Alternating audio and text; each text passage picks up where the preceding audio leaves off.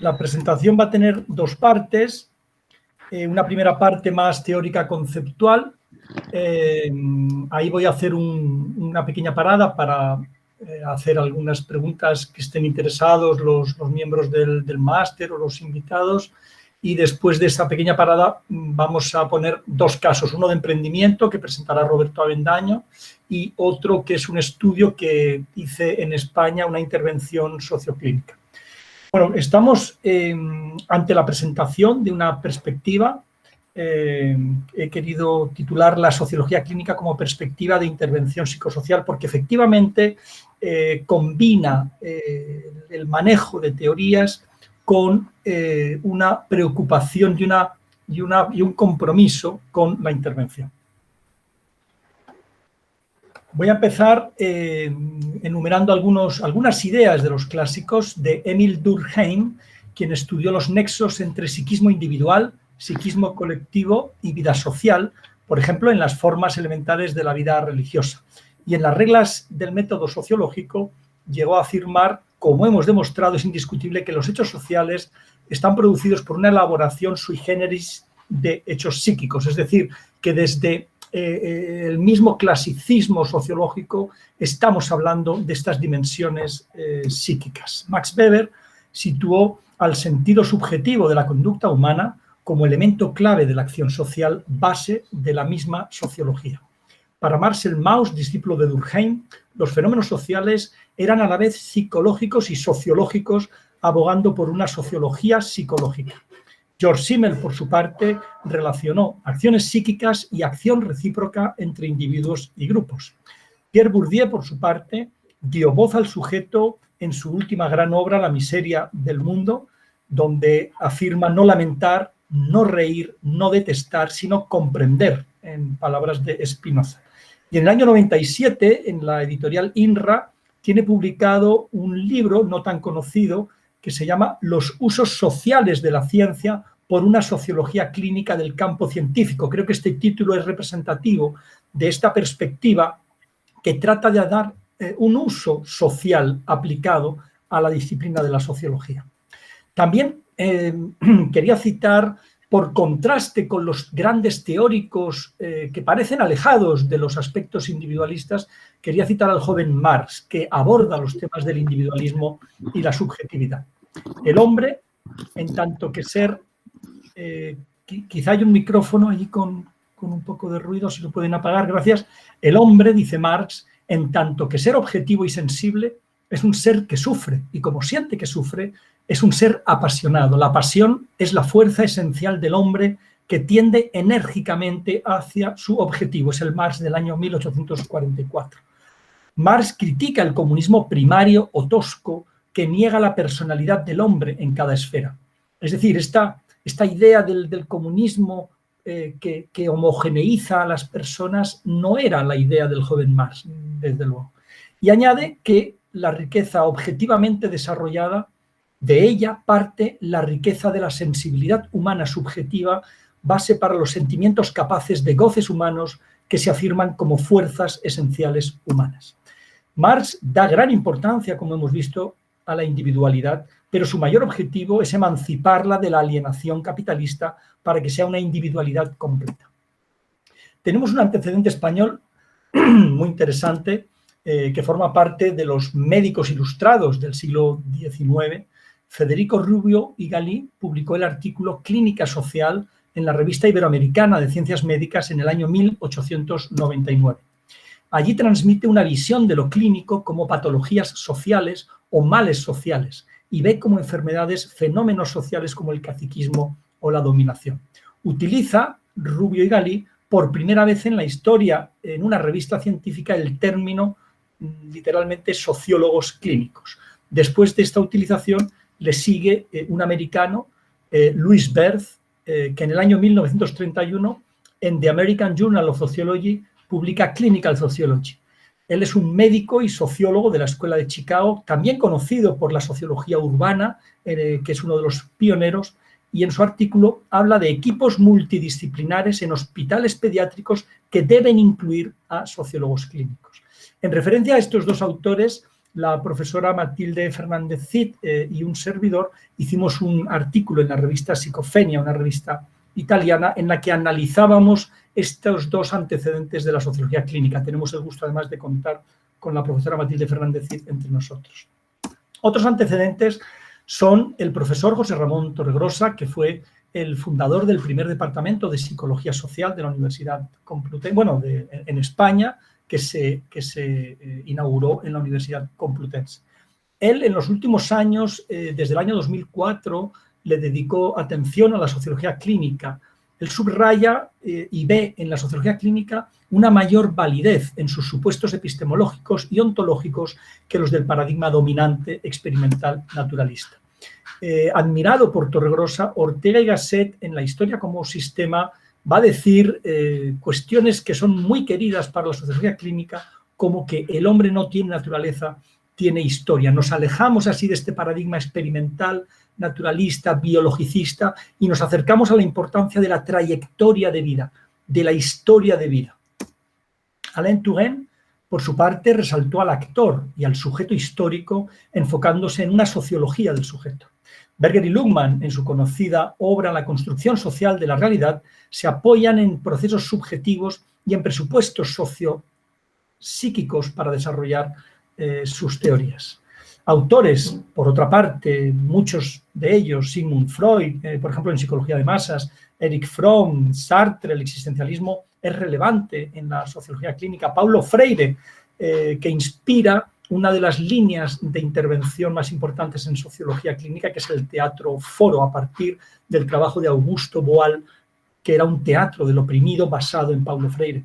Max Payés, Lapassat, Devereux y escuelas como la de Frankfurt, psicoanálisis, fenomenología, existencialismo, interaccionismo simbólico, etcétera, nutren todos ellos la perspectiva de la sociología clínica.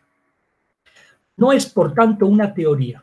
La sociología clínica es un enfoque transdisciplinar que se apoya en distintos autores, teorías y metodologías preexistentes. Se trata de una perspectiva plural, que no renuncia, sin embargo, a la mayor capacidad explicativa de la sociología, pero que no descuida la importancia de acercarse lo más posible a los sujetos, apoyándose en la psicología y en el psicoanálisis, por ejemplo, y en otras disciplinas, interesada en una verdadera antropología, como dice Eugène Enríquez. Está comprometida la sociología clínica con intervenir, con venir entre dos partes, con tomar parte. Decimos acompañar normalmente a grupos, organizaciones y colectivos para lograr cambios ayudando a su emancipación. Siguiendo con los antecedentes ya más actuales, tenemos a Nicole Aubert, a Jacqueline Baruch-Michel y Eugène Enríquez en Francia, Robert Sevigny, Jacques Réaume en Canadá, Tosi en Italia, Loic en Bélgica, Clark, Riquer y Lacky en Estados Unidos. Ana María Araujo en Uruguay, Cristian Ferreira en Brasil, Patricia Guerrero en Chile, Elvia Taracena en México, Ana Correa en Argentina, que la tenemos también hoy entre nosotros, en España Matilde Fernández Cid, ya la hemos saludado, Alicia Garrido, un servidor que también representa a Colombia. La revista Clinical Sociology Review llegó a crearse en el año 82 y se cerró en el año 98. Grupos de investigación en sociología clínica de especial interés tenemos en la International Sociological Association el Comité de Investigación RC46, que hoy en día está presidido por Emma Porío de Filipinas. Tenemos la Red Internacional de Sociología Clínica, con sede en París, presidida por Vincent de Goleyac, y el nodo sur de esta red, en Latinoamérica y España, que está coordinado por Ana María Araujo. Hay dos autores de referencia internacional que merece la pena subrayar. Por una parte, la socióloga americana Jean-Marie Fritz, que fue vicepresidenta de la ISA y que tiene muchos libros, entre los que destaco tres: Community Intervention in Clinical Sociology Perspective, Practicing Sociology, Clinical Sociology and Human Rights y International Clinical Sociology, que va a ir por su segunda edición, en la que participamos en Colombia con una intervención. Y por otra parte, el sociólogo francés Vincent de Goleyac, presidente de la red antes mencionada, RISC, que tiene libros ya traducidos al español como Neurosis de clase, El coste de la excelencia y Las fuentes de la vergüenza, en la colección de Sociología Clínica en español de la editorial Sapere Aude, que está en imagen. Hay también otros libros de Fernando Gil Villa, profesor de Sociología de la Universidad de Salamanca, Isabel Cerdeira Gutiérrez, compañera de la Universidad Complutense, y ahora mismo está en preparación la traducción. Ya se ha conseguido la financiación para traducir esta obra monumental, el Diccionario de Sociología Clínica, editado inicialmente en la colección francesa Eres. Es un libro de referencia de esta perspectiva, donde se exponen metodologías y problemáticas centrales del enfoque y diversos campos de investigación de la sociología clínica, así como metodologías y cajas de herramientas del sociólogo clínico en su intervenir. Está participada por 131 autores, de los cuales 21 son de Latinoamérica y España, y tiene nada menos que 245 entradas en 705 páginas de letra chiquitita. Próximamente, como digo, en la colección de Sociología Clínica en español. Entrando ya un poco en los conceptos y en el oficio del sociólogo o socióloga clínica, tampoco hay que empeñarse mucho en la nomenclatura. En Francia, por ejemplo, esta nomenclatura se aborda de una manera muy amplia, y también en Latinoamérica. Hay psicosociólogos, hay psicólogos sociales, hay trabajadores sociales, hay antropólogos incluso, hay psicoanalistas. Es decir, hay una gran diversidad de profesores e investigadores alrededor de la perspectiva. Voy a poner aquí dos definiciones de interés del año 85. Glasner y Friedman la definen como una variedad de prácticas aplicadas de una manera crítica que intenta el diagnóstico y tratamiento sociológico de grupos y miembros de grupos en las comunidades. Por otra parte, Jacqueline Baruch-Michel, de la Universidad de París 7, define la sociología clínica y la psicosociología como el análisis de los procesos por los cuales los sujetos dan sentido o no a su experiencia en situación social. Dicho de otra manera, el análisis de las situaciones sociales, estructuras y dinámicas a través del significado que los sujetos y los colectivos implicados les confieren. Me gusta especialmente la definición de Baruch-Michel, porque la liga o queda ligada de una manera muy rápida con el sentido que trabajó Max Weber, con el sentido que dan los actores a la acción social. Siguiendo con el concepto y el oficio, el término griego kliniké significa en la cabecera del enfermo. Habla de una mayor proximidad posible al sujeto. Esta nomenclatura, por tanto, la toma la sociología clínica de una manera más bien metafórica, intentando referirse a esa cercanía al sujeto. Estamos hablando de una perspectiva que se basa o que se preocupa especialmente por la vivencia subjetiva de los fenómenos sociales y el estudio de la emergencia del sujeto, que está rodeado de contradicciones sociales, organizativas, de todo tipo, ¿no? Subyace la idea de lograr un cambio en la persona, es decir, esa digamos, voluntad de intervención o de acompañamiento, dicho más propiamente, está en todo el reflejo de la sociología clínica. El sociólogo clínico, la socióloga clínica, trabaja entre la investigación y la intervención. Realiza un acompañamiento de los individuos y utiliza técnicas socioclínicas para que el sujeto analice los conflictos, invente respuestas y encuentre sentido. Y en ese proceso, con diversas metodologías, es que vamos a dar la posibilidad de que encuentre nuevas estrategias y realice desde el propio sujeto, desde el propio grupo, transformaciones de la situación. No se busca la total neutralidad del investigador o consultor o facilitador, sino que debe implicarse, pero, como dice Pierre Bourdieu, debe analizar su implicación. Entrando en las características de la perspectiva, se trata de un campo multidisciplinar que evalúa y reduce problemas a través del análisis, la investigación y la intervención. Hablamos de un enfoque clínico en ciencias sociales.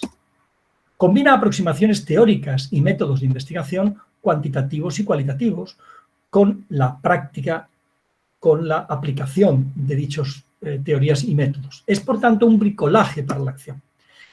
Se da una gran importancia a la epistemología, a el análisis y la reflexión de la posibilidad que tenemos verdaderamente de conocer.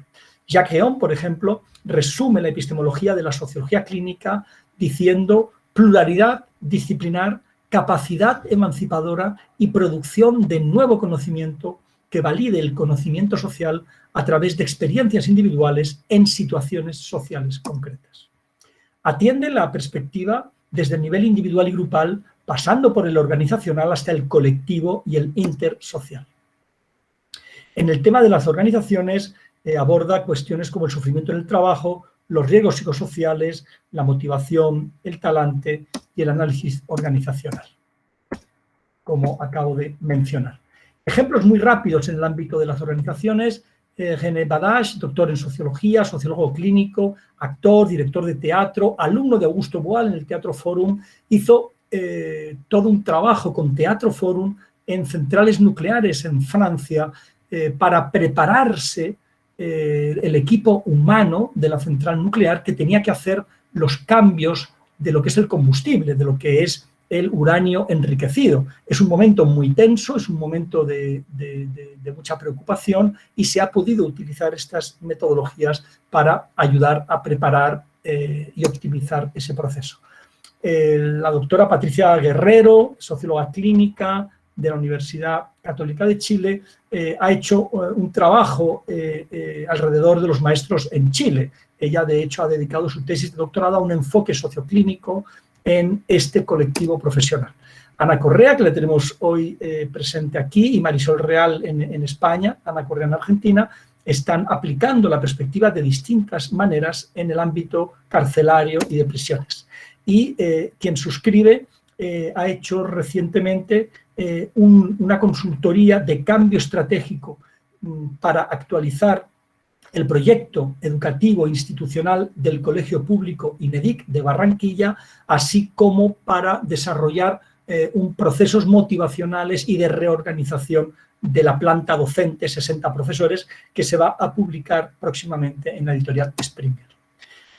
Siguiendo con las características de la sociología clínica, estamos hablando, por tanto, de la articulación, de una verdadera articulación entre sociología y psicología, sin renunciar a la fuerza explicativa de las condiciones sociales e integrando la existencia de factores psíquicos y el estudio del sujeto entre lo social y lo psíquico. Se producen ciertos choques con la comunidad científica, con ciertas disciplinas tradicionales que están, digamos, problematizados a partir de la delimitación de saberes, que en el caso de la sociología clínica, que es transdisciplinar y que considera el saber, como hacía la IAP de Orlando Falsborda, el saber también en lo popular, el saber en los participantes, en los investigados, no solo en los investigadores, no solo en las disciplinas. Entonces hay ahí ciertos choques con la comunidad científica. Estamos hablando de una metodología plural, por citar algunas técnicas que utiliza la sociología clínica. Los relatos de vida es una de las más importantes, el teatro foro igualmente, así como otras como el análisis de prácticas, el fotolenguaje, las entrevistas, también las encuestas. Hay un interés por espacios psíquicos como los organizacionales, pero también los grupos y ámbitos sociales. Y también una sensibilidad especial ante colectivos y personas vulnerables. No trabaja sobre un objeto concreto la sociología clínica, aunque cabe la especialización, como estamos diciendo, hay quien se especializa en el ámbito carcelario, en el ámbito educativo, etc.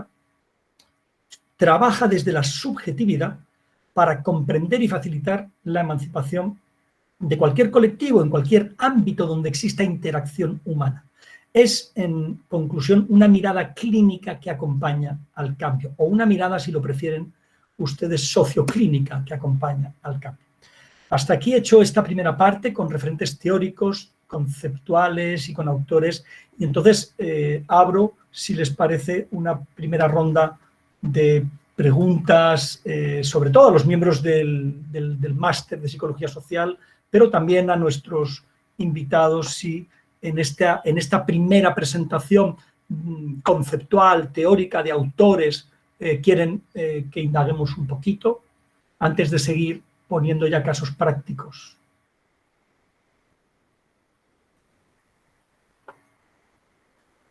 Si alguien quiere enviar por el chat la pregunta. Acabo de ver que se integró Vicente Carreño, que es egresado de Sociología de la Universidad Complutense y cercano a esta perspectiva. No sé si alguien quiere tomar la palabra. ¿Alguno de ustedes quiere hacer alguna pregunta sobre los aspectos teórico-conceptuales que acabo de exponer?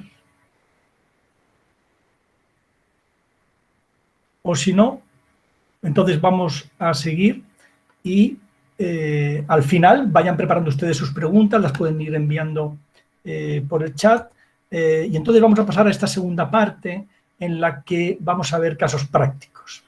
En primer lugar, un ejemplo de emprendimiento que nace en la Universidad del Atlántico, donde yo soy docente en la carrera de Sociología, a partir de un grupo de alumnos que se matriculan durante varios años en dos asignaturas optativas de Sociología Clínica, una centrada en el mundo de las organizaciones y otro en el mundo de la intervención en colectivos sociales.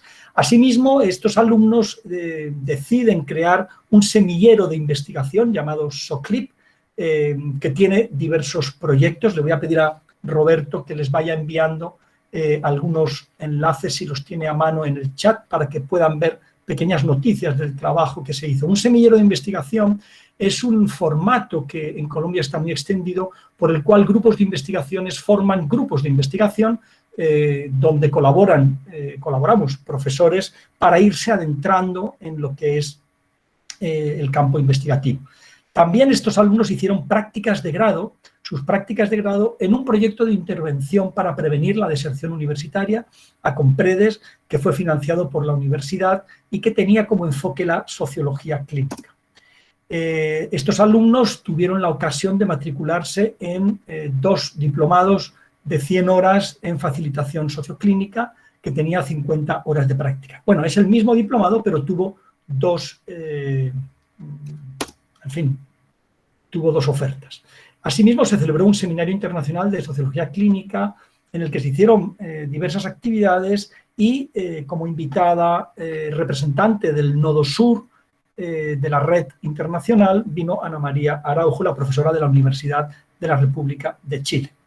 Y entre estos alumnos, 10 egresados llegaron a crear la consultora Sociocaribe, entre los cuales Roberto Avendaño le he pedido que les haga a ustedes una pequeña presentación de la labor de esta pequeña consultora. Entonces, Roberto, cuando quieras, puedes proyectar tu presentación. Roberto va a hablar en nombre de sus compañeros, de la labor que vienen haciendo desde hace 2 años. Adelante, Roberto.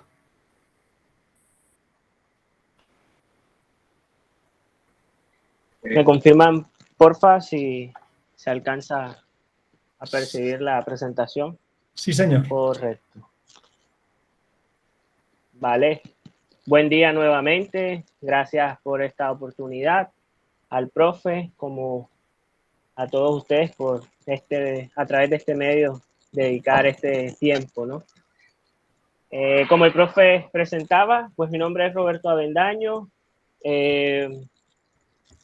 La consultora creada a partir, pues, de 10 colegas que teníamos la intención de exponer, de llevar al mercado profesional, laboral y a las necesidades sociales de nuestra territorialidad, en nuestra ciudad de Barranquilla. Creamos esta consultora de nombre Sociocaribe, que facilita a través de la sociología clínica. La primera experiencia que quiero mostrarles a ustedes de este emprendimiento en el campo de lo social es los talleres de intervención socioclínica en nuevas masculinidades que se adelantaron el 9, 10 y 12 de diciembre del año anterior, ya hace más de un año, en un centro carcelario ubicado en el municipio de Sabana Larga Atlántico, donde a partir de la gestión y el apoyo de la Secretaría de la Mujer de la Gobernación del Atlántico, además de la Fundación Nueva Ciudad, pudimos llegar a trabajar con estas personas privadas de la libertad que tenían unas características especiales, ¿no? Debemos hablar también, además, que fue un tiempo limitado, el cual mereció pues un diseño propio y específico dadas las condiciones a través de metodologías sobre todo cualitativas para entrar en la vivencia de estas personas que estaban privadas de la libertad.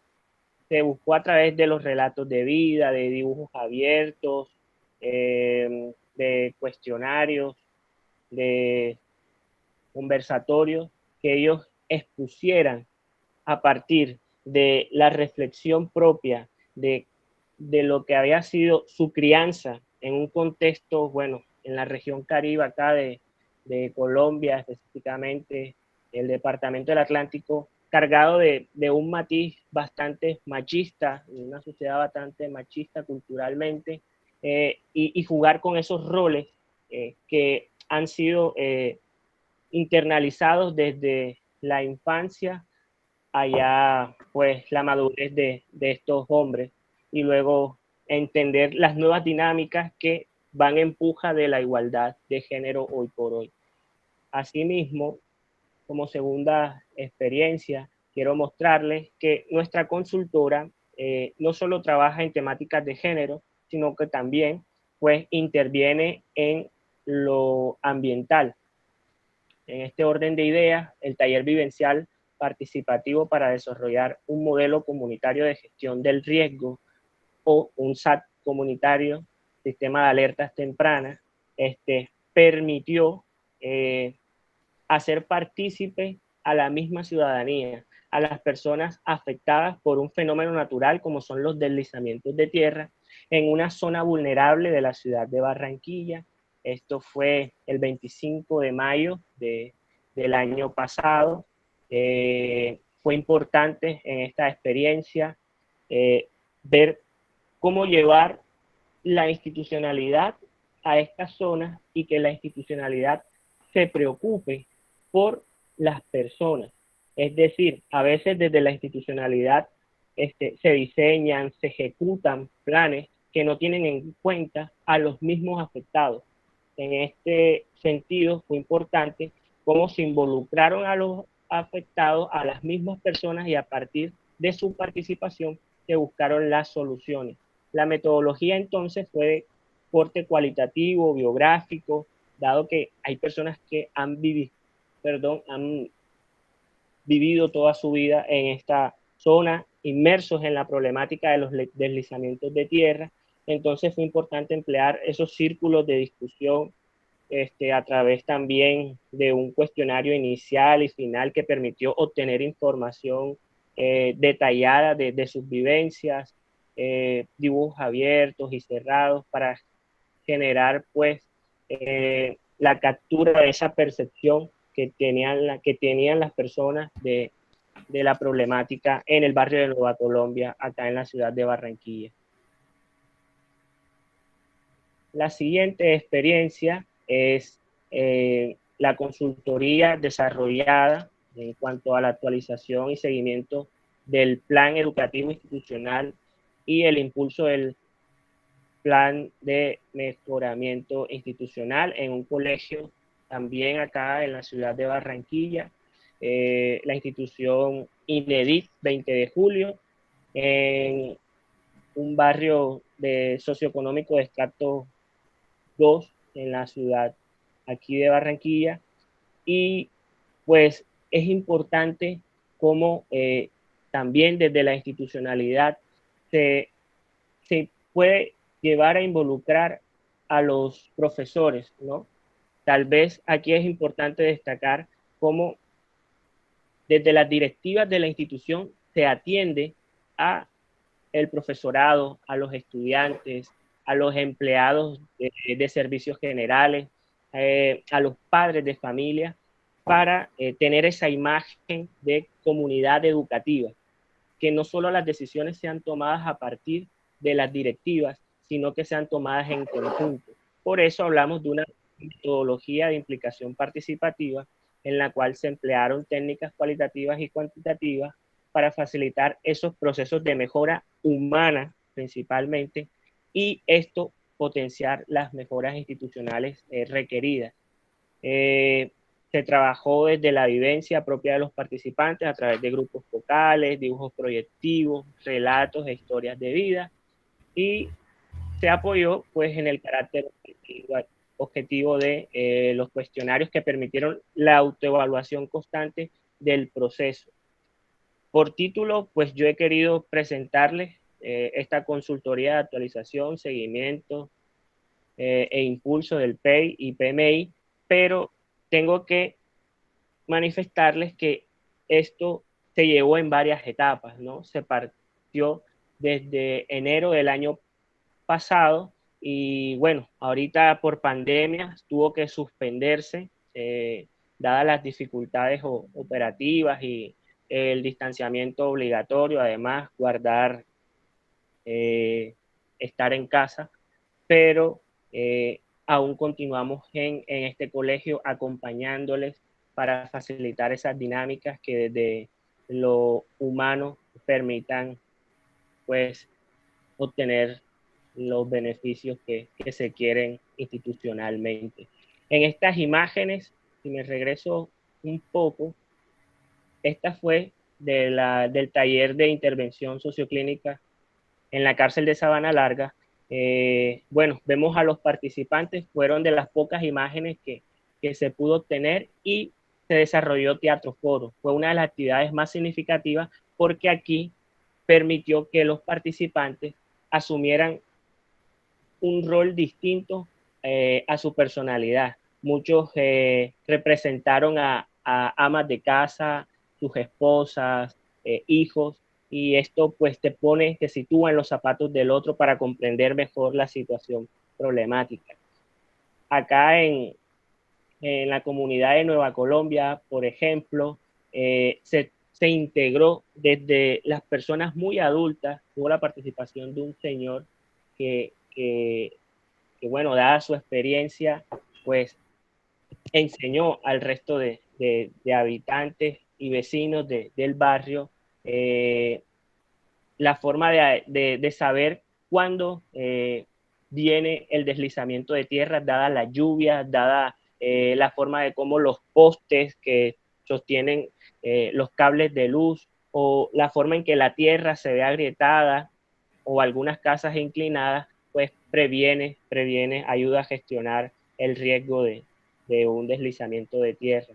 Y en esta imagen de esta tercera experiencia que les muestro, vemos aquí, no sé si se alcanza a ver mi mouse, sí, pero en la segunda, al lado del logo, vemos cómo se encuentra sentada la rectora de la institución, al fondo el profesor Fernández Aguirre, docentes de la institución, trabajando en lo que son unos pósters que es la proyección o el ideal de institución que se quiere. Fueron al total de varios de ellos, solo les presento acá uno, que es el que vemos acá en la zona izquierda inferior. Entonces, esto es un poquito de las experiencias que se han tenido y del trabajo que hemos realizado en este emprendimiento social que lleva por nombre e imagen Consultora Sociocaribe en la ciudad de Barranquilla, desde el Caribe colombiano, y pues espero estar atento a lo que desean conocer más de nosotros. Un abrazo, un ciberabrazo sociológico, y acá pues tienen el link de nuestra página. Trabajamos siempre contigo y para ti. Gracias totales. Muchas gracias, Roberto, por esta presentación de algunos de los proyectos de Sociocaribe, ubicados en el norte de Colombia, en la zona Caribe. Voy a proyectar, Roberto, no sé, de acuerdo, voy a seguir proyectando. Ahora, cuando terminemos, quienes tengan preguntas sobre la exposición que ha hecho Roberto, los estudiantes en el tema de emprendimiento, yo sé que hay mucho interés, por eso hemos incluido la participación de los jóvenes de la consultora, como es el caso de Roberto. Entonces, vayan poniéndolas, por favor, en el chat. Yo voy a poner un último ejemplo en el que voy a intentar mostrar algún detalle más de cómo la metodología socioclínica podemos aproximarnos a ver cómo opera, cómo funciona en estos grupos. Este ejemplo está hecho alrededor de talleres ante el desempleo realizados en Madrid desde el Colegio Nacional de Politólogos y Sociólogos. La intervención se llamó Talleres de Reflexión, Implicación y Empleo, diseñados y animados bajo la perspectiva de la sociología clínica. La pérdida de empleo no afecta únicamente a la pérdida de ingresos. El trabajo comporta un universo de valor y significados. Su pérdida provoca muchas más pérdidas que las económicas.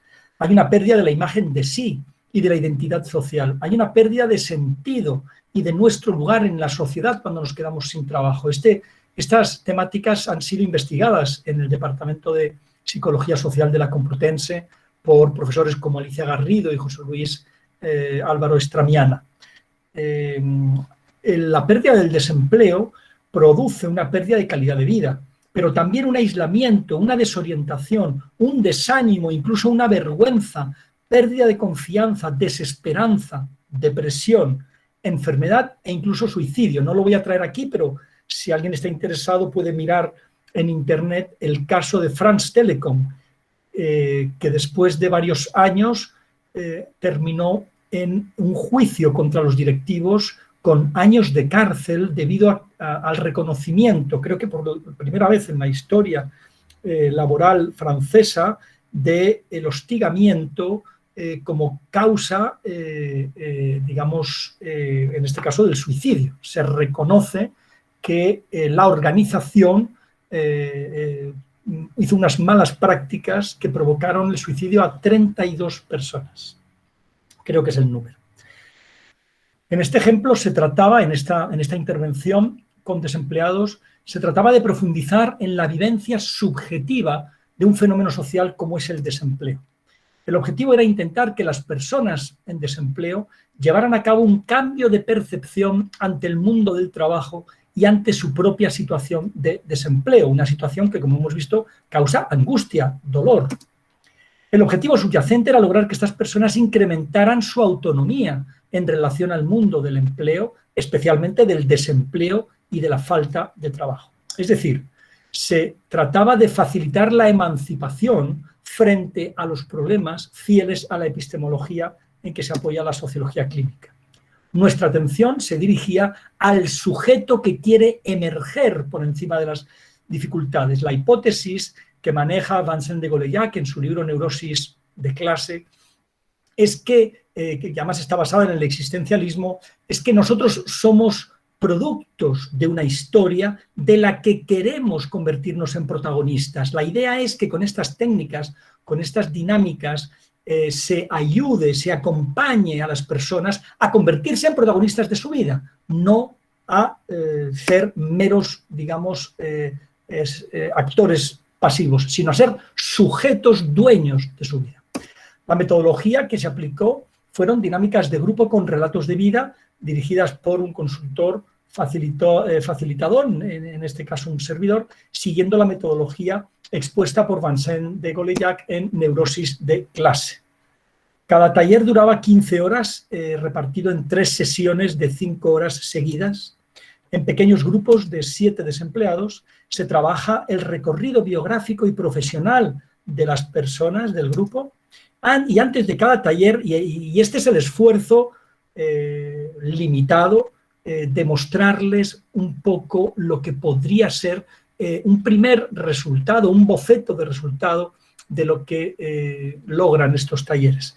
Para ello se les pidió a los miembros del taller que se representaran frente al mundo del trabajo y hicieran un dibujo número 1 antes del taller. Le vamos a llamar dibujo 1A de antes del taller. Al finalizar el taller, se les pide de nuevo que hagan el mismo dibujo, que se vuelvan a representar frente al mundo del trabajo, incorporando lo visto, lo aprendido, lo percibido, si es que había algún cambio durante el taller. Y este será el dibujo 2 con D de después que les voy a mostrar. Les voy a enseñar solo algunos ejemplos. Aquí tenemos una caja cerrada, como ven, bastante hermética, llamada mercado de trabajo. En la parte superior está lleno de interrogaciones en rojo. Y a la izquierda vemos a la participante con su currículum vitae en la mano derecha y en la mano izquierda un bastón con el que se acerca muy tímidamente, como si le diera miedo a ese mercado de trabajo, y está tocando, como tocando la puerta, toc, toc. Las palabras de la participante es muy misterioso, nunca sé qué hay ni cómo funciona ese mercado de trabajo. Después del taller, lo que hay es una explosión de ideas, una explosión de conceptos que surgen no solo de la participante, que ahora está encima del mercado de trabajo, sino de otras personas que la acompañan. Somos varios, dice. Se mantienen las incógnitas, pero hay tréboles y hay corazones. Lo que antes eran solo interrogaciones, ahora hay tréboles de suerte y corazones en fin, de positividad. Surgen una serie de pensamientos: resistencia y paciencia, aplomo, apertura, metas e ilusiones, constancia, curiosidad, afán de mejora, energía. En el siguiente ejemplo, aquí estamos viendo una mesa en primer plano y en negro y una silla roja en primer plano, detrás de las cuales hay un grupo de personas. Estoy en el centro, muy abrumada, entre muchas personas buscando trabajo. Hay una silla que es un puesto, la escena me puede. Esta es la idea de que hay pocos puestos de trabajo, que incluso a veces se les desliza a los políticos o a los responsables decir que es que sobran personas. Pues imagínense las consecuencias simbólicas de la idea de que en el mundo del trabajo sobran personas. Si esto lo extrapoláramos a la vida en sociedad, imagínense, como digo, esas consecuencias. En el segundo dibujo también vemos una explosión. La persona ahora se ha puesto en el centro, también lo estaba antes del dibujo, vuelve a estar en el centro, encima de su cabeza viene la palabra empleo, debajo de su cabeza la palabra desempleo, y varias ideas, varias palabras se van a ver en rojo a su alrededor. Y al mismo tiempo está como dividiendo en una línea vertical azul por la mitad la escena. A la izquierda, en azul, abajo se ve factores psicológicos y a la derecha se ve factores externos y personales, herramientas, recursos. Soy yo en grande y represento los recursos, factores psicológicos y otros. Cuando digo represento es que dibuja los recursos, factores psicológicos y otros factores externos, actitudes.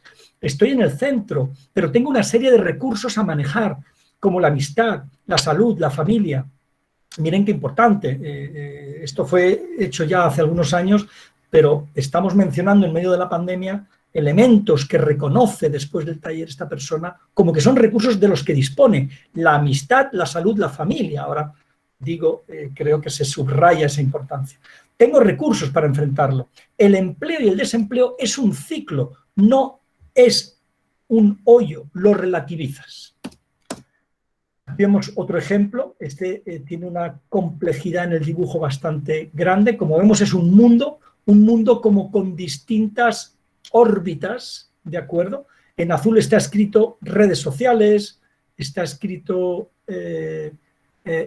interjobs, o sea, los lugares de búsqueda de empleo, y hay una personita en verde abajo que es la participante. El mundo del trabajo parece un átomo. Las personas están sujetas en la órbita. No eres tú quien decide, sino los trabajos los que te cogen. Fíjate qué idea tan bonita y tan frustrante al mismo tiempo, ¿no? El mundo del trabajo es un átomo, tú estás en una órbita sin trabajo y tienes que estar esperando a que algo ocurra para que los trabajos te cojan. Es una vulnerabilidad enorme, ¿no?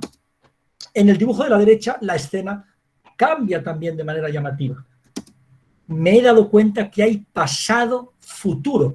Esto es típico, pienso, de la metodología, los que la conocemos, de relatos de vida, de historia de vida, ¿no? Cuando uno está analizando su trayectoria, emerge su propio pasado frente a situaciones que están congeladas, a lo mejor, y en las que tenemos bloqueo. Antes estaba orbitando y ahora yo decido. Es como si se hubiera salido de ese juego perverso de las órbitas y está observando desde fuera. De hecho, ese dibujo tiene luego muchos elementos que explica la participante. Hay viajes, hay libros, hay formaciones, en fin, hay una serie de cuestiones. En este otro dibujo estamos viendo a la participante trabajando en su computador en una casa en rojo con una serie como de pensamientos un poco desordenados. En uno parece que hay unos países, en otro aparece un sol, y la cara pues no es de mucha alegría. Estoy atrapada en mi casa, un torbellino de cosas un poco desordenado. Ella siente la confusión, el desorden antes de los talleres. 3 días después de los talleres hay como una reorganización, hay como una estabilización. La persona sigue trabajando en su computador, ahora se le ve o aparece una sonrisa y ahora ya son ideas de una manera parecen más ordenadas. Y además no está sola, sino que hay más personas que tienen también sus propias ideas. Eso que salen no son pelos, sino que son como burbujitas de ideas. Me he puesto una sonrisa, dice, y he metido ideas, las mías. Las tengo y tienen fuerza. Está acompañada, tienen sus trayectorias las otras personas, un reflejo en otras vidas. Y aquí les voy a poner un último dibujo al que no le he querido poner las palabras de la participante porque creo que en sí mismo es representativo como cierre de la ponencia y de esta intervención. Este es el dibujo de antes del trabajo de intervención. En escrito está mundo del trabajo. Después del taller, ahí ven cómo ese mundo del trabajo, que era un globo que llevaba a la deriva a la persona, que en cualquier momento se podía soltar de ese hilo al que se estaba aferrando de cualquier manera, a la derecha estamos viendo que lo ha convertido como si fuera en un globo aerostático, ¿no? Que lo maneja, lo está conduciendo, lo está pilotando, como si fuera un barco y un globo. Y además aparece más gente, esto ha sido algo que hemos visto en varios dibujos, aparecen otras personas y aparecen maletas como si fueran recursos de la persona. Bueno, pues hemos llegado al final de la ponencia. Lo que hemos visto hasta aquí son antecedentes clásicos y escuelas alrededor de la sociología clínica, autores y acontecimientos contemporáneos relevantes, autores de referencia internacionales, 2 en particular, Vincent de Goleiac y Jean-Marie Fritsch, el primero francés, la segunda americana, la idea y el oficio, definiciones de la perspectiva, características de la sociología clínica, el ejemplo de emprendimiento de Sociocaribe que ha presentado Roberto Avendaño y este ejemplo de intervención de talleres de desempleados realizado en Madrid, en el Colegio de Sociólogos. A partir de aquí, pues quedo atento a sus preguntas.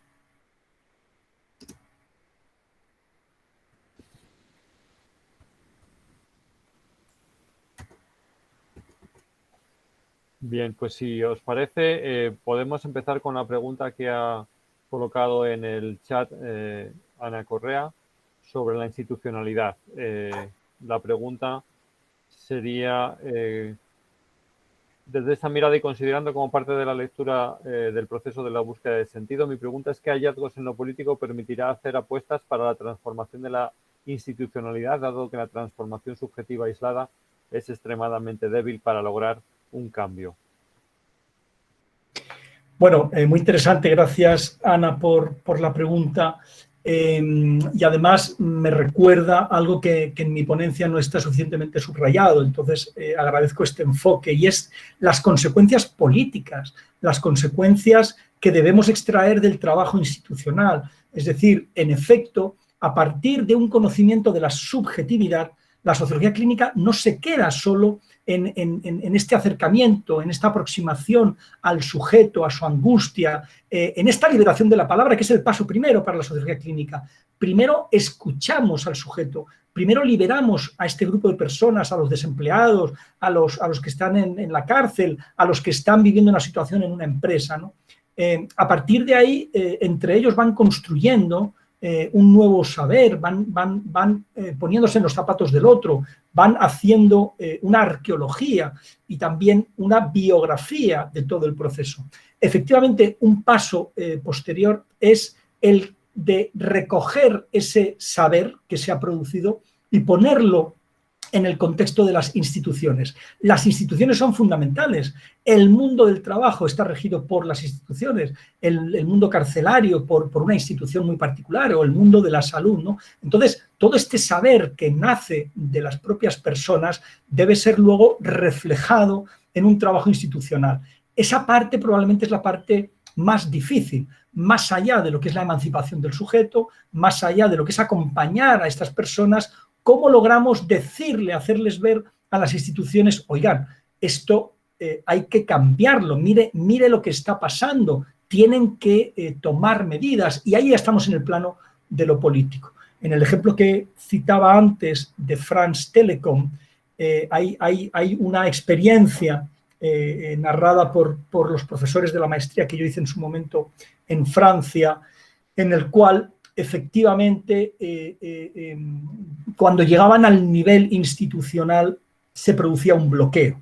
Es decir, en este caso en particular en el que estoy pensando, que me lo ha recordado la pregunta de la profesora Ana Correa, puedes llegar al sujeto, puedes llegar al grupo, puedes llegar a aportar elementos para su cambio de percepción, para buscar estrategias de cómo enfrentar el desempleo o cualquier situación, y cuando quieres elevar al siguiente nivel, al nivel institucional, al nivel político, la cosa se hace difícil. Esta es otra dimensión en la que, por ejemplo, en el Nodo Sur se ha creado recientemente un grupo de trabajo en el que esta otra dimensión hay que también atenderla a este nivel político.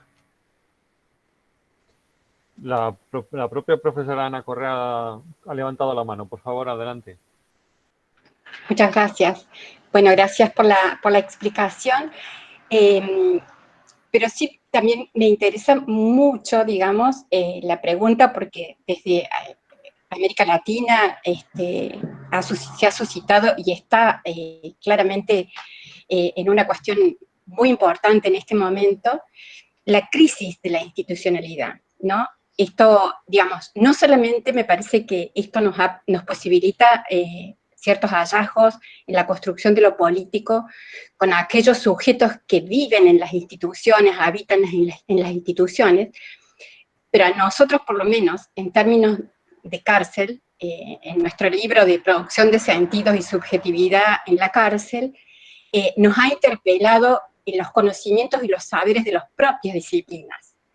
Esto es, los propios abogados que trabajan con nosotros, claramente a partir de estas experiencias, discuten y problematizan que el discurso del derecho es extremadamente débil políticamente, ¿sí?, para lograr una transformación en las prácticas que allí acontecen, lo cual es la propia institución la que también debe transformarse en sus términos, en sus reglas, en sus normas, y transformar nuestros propios saberes en este trabajo. Digo, parece que lo político va en múltiples direcciones, ampliando un paradigma de discusión que desde el enfoque de la sociología clínica todo el tiempo nos está golpeando los bordes, digamos, los bordes de lo que sabemos para encontrarle otra respuesta, o por lo menos intentar buscarla. Esa era mi pregunta, digamos, y mi preocupación, digamos, en este momento, digamos, el devenir de las instituciones por un lado, que realmente si procuran una transformación en lo paradigmático también deben transformarse, al mismo tiempo que los sujetos se van transformando para generar otra politicidad en sus prácticas. Esa era un poco la idea y la pregunta. Gracias. Gracias, Ana. Y de hecho lo que estás diciendo, que me parece muy importante, es esta otra dimensión que también le preocupa la sociología clínica y que estando en una facultad de Ciencias Políticas y Sociología, además de la Facultad de Psicología, es importante que se vea que la sociología clínica también tiene esta dimensión. Y me recuerda aquí en Latinoamérica a un sociólogo muy importante, Orlando Falsborda, colombiano, el cual desarrolló todo lo que es la IAP junto con otros, un indio y una serie de personas a partir de los años 70. Y una de las cosas más importantes del espíritu de la IAP es el empoderamiento de las comunidades para que hagan finalmente una actuación que revierte en lo político, en lo institucional, en lo organizativo. Es ir más allá de lo que es el trabajo de las problemáticas individuales para pensar la comunidad y pensar lo político. Gracias, Ana, por esa dimensión que es un apunte muy importante en nuestra perspectiva. Muchas gracias. Roberto Avendaño ha pedido también la palabra. Adelante, por favor. Sí, gracias. Quería sumar que desde la experiencia de este emprendimiento de consultora que tenemos acá en Barranquilla, jugamos a ser la mesa de discusiones entre lo institucional y las personas que se ven afectadas o se ven beneficiadas con las políticas que generan estas instituciones. Desde la perspectiva clínica, pues somos ese punto de encuentro en el cual tenemos claro que las instituciones son objetivaciones de las mismas personas, ¿sí? Y que detrás de las instituciones hay personas. Entonces, somos, como decía, esta mesa de discusiones en la toma de decisiones políticas, donde ponemos en diálogo las vivencias de las personas, las necesidades de las personas con quienes pues al final ejecutan y llevan a la realidad las políticas, que son esas otras personas que dirigen tales instituciones. En lo que he acabado de decir, pues nosotros desde Sociocaribe, por ejemplo, cuando nos han buscado o cuando hemos tenido la oportunidad de colaborar en trabajos como los del SAC comunitario en Nueva Colombia o en la cárcel de Sabana Larga, acá también en el Departamento del Atlántico, hemos podido mediar entre los indicadores que necesitan tener las instituciones para validar y legitimar sus acciones y lo que en verdad están necesitando las personas mejorar, satisfacer o que se les garantice en tema de derechos. Es así que nosotros, desde nuestro emprendimiento, desde la vocación de nuestra profesión, jugamos en esa puja a que no pase por delante la institución de las personas.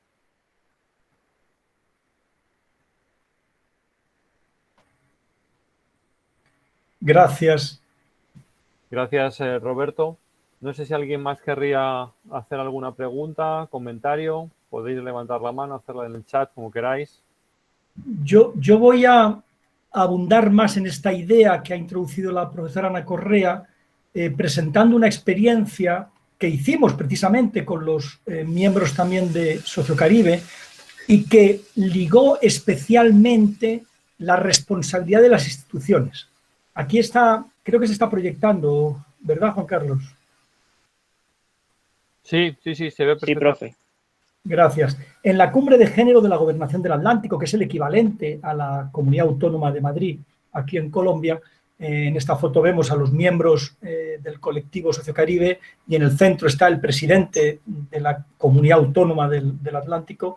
El semillero lo que hizo fue una intervención muy interesante en una cumbre de género en la que lo que estaban proponiendo, el título era Cumbre de Género y Tercer Encuentro Regional por un Caribe libre de violencia, organizado por la Secretaría de la Mujer y Equidad de Género de la Gobernación.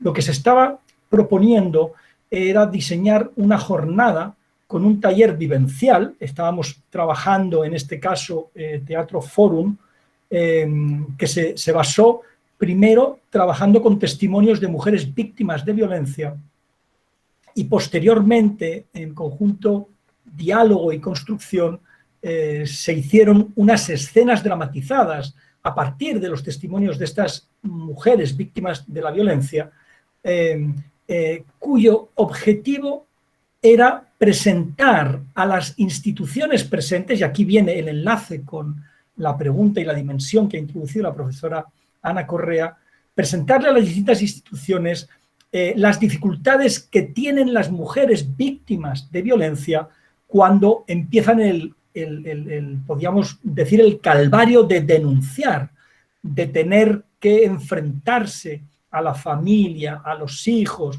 a la pareja, al agresor, pero también a las instituciones, es decir, a la propia policía. Cuando llegan a la policía, ¿qué se encuentran estas mujeres víctimas de violencia? ¿Hay realmente una comprensión de la situación?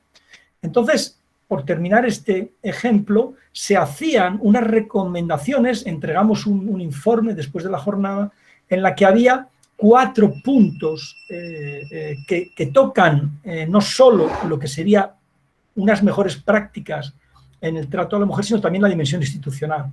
Las conclusiones eran: existe una publicidad que puede resultar engañosa porque motiva a la mujer maltratada a denunciar sin que exista un respaldo suficiente por la poca capacidad institucional real para atenderlas.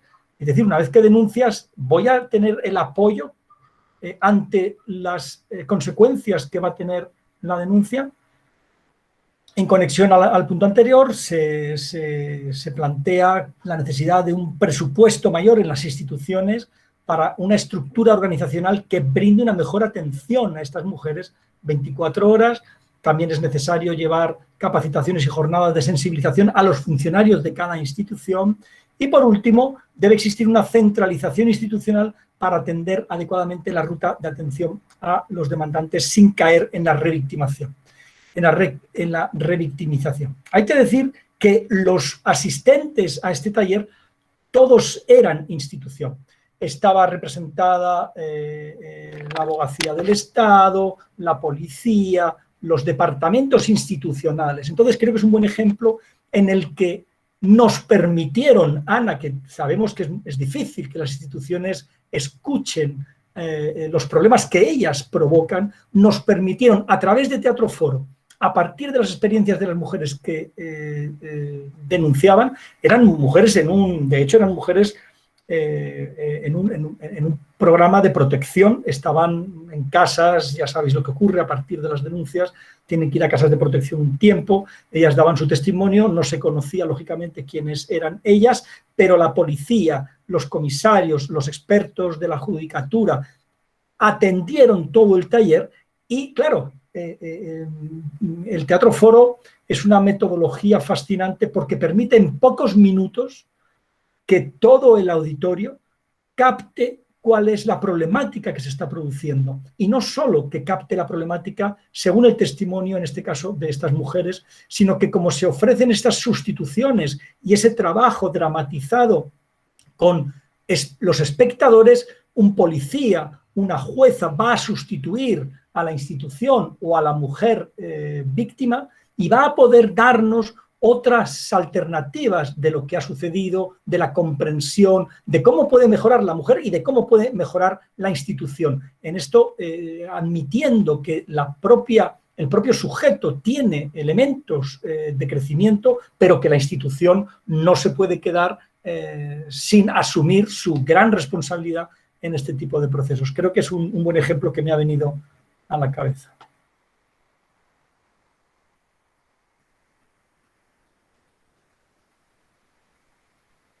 ¿Alguien más quería intervenir? Anaís, quizás. Pues Anaís, por favor, activa tu micrófono y tienes la palabra.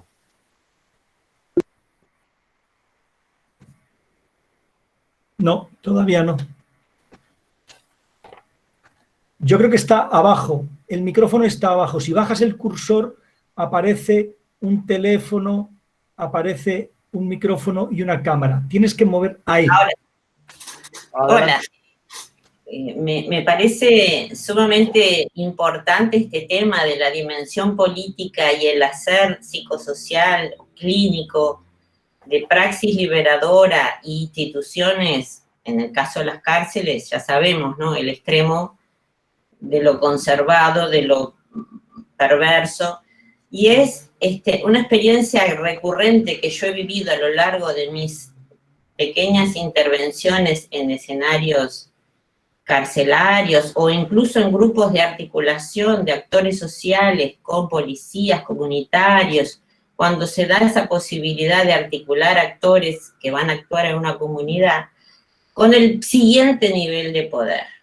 A mí, lo que yo he observado, y creo que todos lo hemos observado, es que las esferas más altas de poder se sienten muy inseguras cuando se producen movimientos en la base, digamos, en la gente que se empodera, que logramos abrir espacios, y que hay como una línea muy sutil de empezar a cerrar esos espacios, que en la década del 70, en plena dictadura, era de que, por ejemplo, había tan pocos espacios físicos para trabajar, que teníamos para usar un salón de una parroquia y no aparecía la llave de la parroquia. No se podía hacer nada porque, no, la llave no está. O siempre había un poder, un contrapoder aplastante que no daba la cara, ¿no? Entonces, esta es una experiencia que para mí ha sido muy fuerte porque yo empecé a trabajar en dictadura y trabajé mucho con Falborda también, porque Falborda vino mucho a Uruguay en la década del 80 y los primeros años del 90, cuando toda la cuestión del movimiento de educación de adultos y educación popular de América Latina, o sea, ahí hay muchísimo material también para cotejar de este tema, de estos temas, que no tiene que ver con sociología clínica porque la nomenclatura era otra, pero en la base está el trabajo de Paulo Freire, está el trabajo de Falborda, está el trabajo de Ricardo Cetrulo, está el trabajo de todos los de Brasil, o sea, esto es lo maravilloso, ¿no? Que a veces está bueno que un nombre no nos olvide que esto es un continuum histórico y que hoy seguimos siendo actores, que estamos en un escenario diferente, pero no descubrimos la pólvora, digamos, ¿no? En cuanto al hacer, en la subjetividad, en la creación de un poder diferente para los sujetos. Esto de la perversión de las instituciones, me gustaría saber quién está trabajando en esto hoy, ¿no? Cómo las instituciones parece que abren, pero cierran, parece que abren, o sea, nunca se logra transformar. Acá en Uruguay se creó una cárcel modelo que buscó ir por otro lado. Bueno, es una experiencia súper cuestionada, siempre al borde de dejar de existir, ¿sí? Y yo tuve una experiencia en una de las cárceles más grandes, que entrando incluso para colaborar con mi proyecto fue colaborar con aquellos actores que trabajan con los presos sin estar, sin ser del ministerio, sin ser de la autoridad, apoyándolos económicamente y con espacios de diálogo, y cómo eso fue totalmente eliminado, porque se cambia un jefe y se decide que todo lo que está abajo de ese jefe se terminó. Y a llorar al cuartito. Entonces, a mí tal vez porque ya estoy grande y he trabajado, hay cosas que como que me preocupa cómo podemos pensar, hay que trabajar obviamente con los actores institucionales, eso creo que todos lo tenemos claro, pero ¿cómo logramos que lo que se produce llegue a otros niveles de poder, verdad? Ese para mí hoy es un eje que atraviesa la sociología clínica. Sí, yo... agradezco enormemente, Fernando, porque me trajiste a todo un mundo maravilloso, ¿no? De experiencias que uno se humaniza tanto también mientras las vive, ¿no? Que esa cosa del abrir espacios, que es abrir espacios dentro de nosotros mismos también. Gracias, Anaís. La verdad es que estoy viendo... Perdón, soy muy burra con la tecnología. Anaís es el nombre de mi hija, yo soy Rosario. Rosario, muchas gracias por tu intervención tan interesante y permítanme que haga un guiño a algunos asistentes que hay a la reunión de hoy, como Javier Otaola o como Gianluca Piscelli. Javier Otaola tiene una particularidad, no sé si me estará oyendo y yo me atrevo a empujarlo. Él fue defensor vecinal de la ciudad de Vitoria, en España, un defensor vecinal, aunque en este caso es un abogado, es alguien que está en el foco de los problemas ciudadanos, mediando entre la institución y el ciudadano. Evidentemente él no es un sociólogo clínico, pero desde luego tiene una experiencia de mediación entre ciudadanos e instituciones en la que yo no sé si él querría tomar la palabra para comentarlo. Bueno, mientras que Javier se decide o se coloca, ha pedido la palabra Vicente Carreño. Le vamos a dar la palabra ahora, ¿vale? Y Javier, estás invitado a participar a continuación. Hola a todos, ¿cómo estáis? Bueno, saludarte, Fernando, que la verdad que hacía tiempo que no hablábamos y vamos, como siempre, espléndida la presentación y como siempre un gusto poder estar en los espacios que generas para hablar sobre sociología clínica. Bueno, y al resto también, que veo personas que conozco dentro, pues también me pongo contento, ¿no? Me alegra el verles. Bueno, yo quería abrir un poco, ¿no? más el debate, muy enfocado, ¿no? hacia el mundo laboral, como lo ha introducido Fernando, ¿no?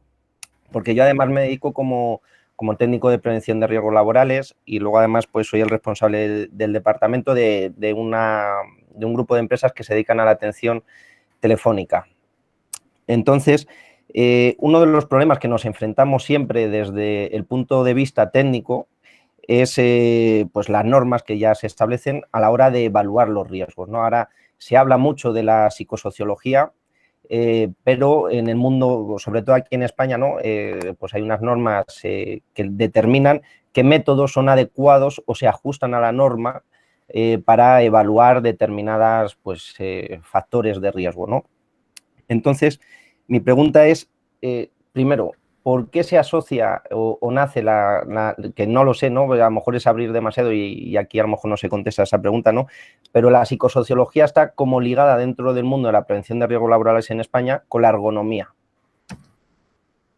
Entonces, mi pregunta sería, para aquellos que a lo mejor habéis trabajado en este mundo, si os habéis enfrentado a esa parte, ¿no? O esa corriente dentro del análisis de la prevención de riesgos laborales que enfoca a los problemas de adaptación del trabajador al trabajo, ¿no? Por un problema del trabajador de forma ergonómica, es decir, hay que adaptarlo porque tiene otra serie de problemas, aunque ahora está surgiendo otras corrientes, ¿no? más enfocadas desde el mundo de lo social, pero siempre con un enfoque muy a el problema es que no se adapta a la tarea, ¿vale? Esa es una. Y luego la otra pregunta que yo tenía era sobre cómo podemos, ¿no? Porque viendo un poco la amplia variedad de metodologías, ¿no? de herramientas que ofrece la sociología clínica, cómo se pueden al final institucionalizar, ¿no? A través de un reconocimiento como evaluación o análisis para que los técnicos se puedan atrever a utilizar esas técnicas, porque el problema está que después, si un trabajador o cualquier persona denuncia esto en los juzgados van a indicar, ¿no? o van a valorar si nosotros hemos actuado de forma correcta según a la norma o se ajusta a la norma o según a esa evidencia científica, ¿no? Y ahí dejo un poco abierto. No sé si a lo mejor me he enrollado mucho y no he explicado nada o no se me ha entendido. Cualquier cosa si no lo intento aclarar. Bueno, es un reto enorme la pregunta de Vicente Carreño, estudiante de la Facultad de Sociología, seguidor del grupo de Sociología Clínica allí en España, y se hizo la maestría y se ha especializado en el mundo del trabajo, que está tan ligado a la perspectiva de la sociología clínica. Claro, las preguntas que él hace ya estamos tocando, igual que el tema de la institucionalización que la profesora Ana Correa introdujo, lo que introdujo Vicente tiene una complejidad enorme. Fíjense la cuestión es, por una parte, la tendencia de la institución a decir, yo recuerdo cuando fui a visitar con Alicia Garrido a un grandísimo banco en España, una corporación bancaria espectacular, para decirle que teníamos practicantes con metodologías de intervención para acompañar a los trabajadores en la mejora de su vivencia del trabajo. Y la respuesta fue fascinante. Nos dijo la directora de la sección, no sé si se llamaba de bienestar o de recursos humanos, nos dijo, bueno, qué chévere, qué maravilloso lo que hacéis, pero aquí no es necesario porque aquí nadie sufre. Aquí nadie tiene un solo problema. Era una entidad con, creo que, 8.000 trabajadores y ninguno tenía ningún problema, ¿no? Esto es un poco, ¿no?, la primera pregunta de Vicente. ¿Qué ocurre con las instituciones? Ligamos de nuevo con la intervención de Ana Correa, las instituciones que no reconocen el sufrimiento en el trabajo. Claro, el sufrimiento no tiene por qué ser un sufrimiento, lo digo porque se puede cambiar la nomenclatura, no tiene por qué ser un sufrimiento desgarrador. No, no, no. Yo en mi libro que antes he presentado hablo de un desgaste que crea valor añadido. O sea, mi esfuerzo o mi sudor, el sudor del deportista crea un valor añadido.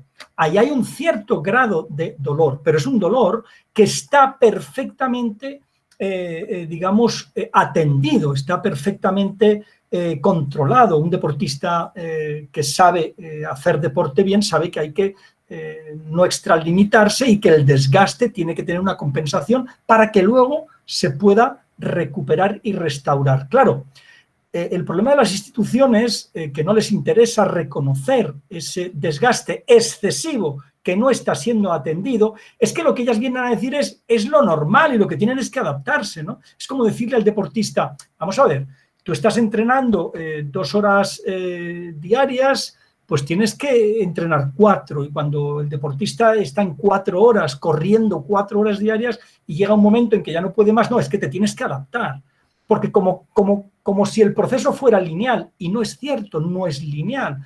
El proceso llega a un momento en que causa un desgaste que no da tiempo a recuperarlo, causa un desgaste que empieza, sí, a provocar sufrimiento. Que la institución no reconozca esos límites es un enorme problema. Que los trabajadores no tengan herramientas para denunciarlos es un enorme problema. Y esto enlaza con la siguiente pregunta de Vicente. ¿Cómo institucionalizamos estas evaluaciones que podemos obtener desde la sociología clínica y desde la psicodinámica del trabajo, desde la psicosociología, desde la psicología social? Quiero decir que esto es un universo grande de profesionales. ¿Cómo podemos institucionalizar la detección de estos problemas y de estos grados de desgaste, de tal manera que las instituciones puedan hacerles caso sin tener el riesgo de pensar que es una, pues ya saben ustedes, en el mundo del trabajo se puede decir de todo. Esto es una artimaña de los trabajadores, esto es una exageración, esto es como la negociación sindical, están pidiendo 22 para quedarse con 11, pero en realidad lo que merecen es 5. Bueno, esto es un mundo complejo. Y yo creo que ahí, de nuevo, ligamos con la pregunta de Ana Correa. La dimensión política del análisis de la subjetividad. Yo creo, Vicente, que precisamente los grupos de profesionales, los grupos de académicos, estos jóvenes que se están formando en el máster de psicología social, tienen que empezar a tomar conciencia de que su desempeño profesional va a requerir de redes de profesionales, va a requerir de redes de profesionales que ayudemos, como se está haciendo en muchos casos, adelantando estudios, investigaciones, donde se esté demostrando que hay esos límites, que hay esas quiebras, que es necesario cuidar el talento humano. Lo dicen los propios grandes gabinetes empresariales. El talento humano, si yo lo cuido, me da un valor añadido mayor que si lo descuido. Mira Google, mira Amazon, mira los ejemplos de desarrollo humano de ese tipo de empresas distinto al de otras muchas que hay un desgaste, un burnout, donde no hemos conseguido, Vicente, eso es un trabajo nuestro, un trabajo de los académicos, de los terapeutas, de los propios sindicatos, de los trabajadores. Yo creo que ahí los sindicatos, por ejemplo en España, en su momento, no sé si te acuerdas, Vicente, nos reunimos en algunas ocasiones con los sindicatos, tienen que desarrollar más las líneas de investigación y las líneas de transmisión de estas realidades que las empresas no quieren escuchar. Perdón si he hecho una respuesta larga, pero es que la pregunta era de tamaño importante. Muchas gracias, Vicente y Fernando. Hay una pregunta de Gianluca Piscitelli. Sería cómo facilita el enfoque socioclínico, el entrelazamiento entre el individuo con su entorno. ¿Cómo? Bueno,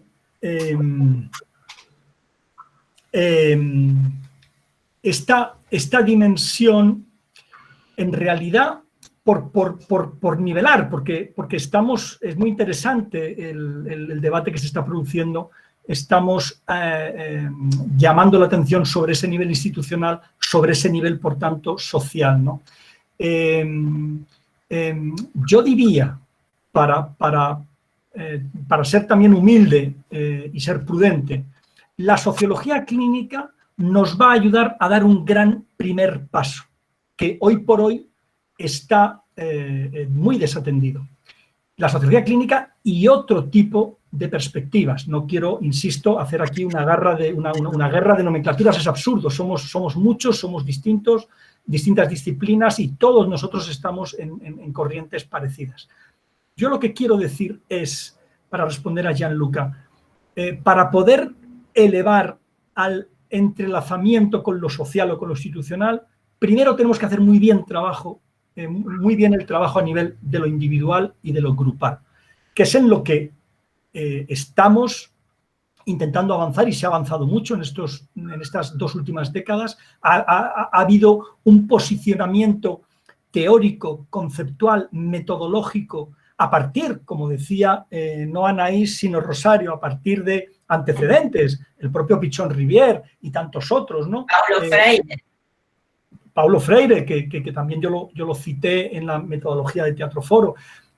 A partir de esa necesidad de concientización, de emancipación, de hacer una ciencia comprometida, decía Orlando Falsborda, a partir de ahí lo que está diciendo la sociología clínica es ampliemos por la base, ampliemos por el individuo, acerquémonos a la subjetividad, porque si no las problemáticas no se están definiendo adecuadamente. El primer aporte para el entrelazamiento que dice Gianluca y para la pregunta de Vicente es, tenemos que trabajar muy bien con el individuo, con el sujeto, tenemos que detectar muy bien cuáles son las contradicciones a las que está sometido, cuáles son los desgastes que no están siendo reconocidos y por tanto van a producir tarde o temprano un daño mayor que va a llevar al trabajador a ese sufrimiento que es lo que no queremos.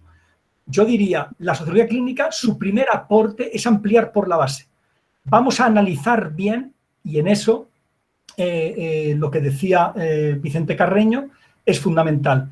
Tenemos que establecer investigaciones, tenemos que establecer metodologías, ponerlas en marcha e ir demostrando que hay que escuchar al individuo, al trabajador, al sujeto y tomarlo en serio. Creo que ese es el primer paso, porque a partir de ahí es que se podrán hacer evaluaciones, se podrán lograr indicadores, a partir de también de una movilización de los sindicatos, de los trabajadores, de algunos directivos que están muy interesados en que sus trabajadores no caigan en una baja, en una incapacidad, no caigan en una depresión, no caigan en otras cosas peores. Yo diría que el primer aporte de la sociología clínica, insisto, es la base, el individuo, que tenemos que seguir trabajando. Y a partir de ahí ya estamos en la dimensión que señalaba Ana Correa de lo político, de lo institucional y como Vicente apuntaba, la parte ya de evaluación, la parte de poder mostrar institucionalmente, mire usted, este es el estado psicosocial de su empresa o de su grupo de trabajadores. No sé si alguien más quiere añadir algo más. También tenemos a Matilde Fernández Cid, que ella ha trabajado un poco el tema con discapacidad, que sé que no es exactamente lo mismo que sufrimiento en el trabajo, pero tiene dimensiones que también se entrelazan.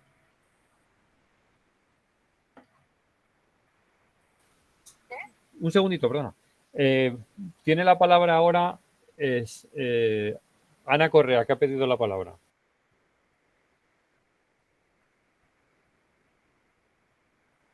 Ana se ha caído. Matilde, si vas a hablar, creo que es el momento porque he visto que a Ana se le cayó el internet. No te oigo, Matilde. Perdón, se me cortó. ¿Puedo hablar? Sí, adelante, Ana, por favor. Un aporte muy breve a lo que mencionaba recién Fernando, que me parece que también es importante dentro de este enfoque de sociología clínica, donde básicamente hay una actitud epistemológica, y digo actitud porque todavía creo que no hay un paradigma sólido, ni unívoco, ni cerrado. Me parece que un aporte para mí clave también para poder pensar estas dificultades claramente señaladas y que estamos atravesando todos, es esta cuestión de la construcción del desdisciplinamiento, es decir, del aporte de las otras disciplinas.